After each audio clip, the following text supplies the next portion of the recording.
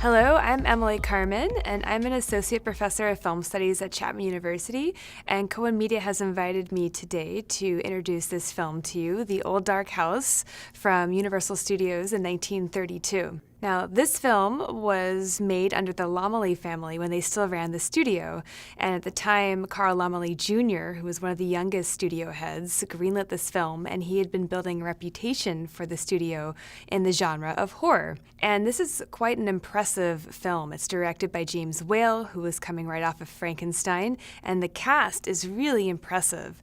When do you have all these people together? You have Charles Laughton in his American debut. You have Raymond Massey, who becomes a great character actor of Hollywood. You have the glamorous Gloria Stewart, who you might know from her turn in Titanic in her later years. Suave Melvyn Douglas, who becomes an icon of romantic comedy later in the decade. Well, how could we forget Boris Karloff, playing a very macabre character, and he's coming straight off of his success in Frankenstein. Now, the film is also something of a black comedy.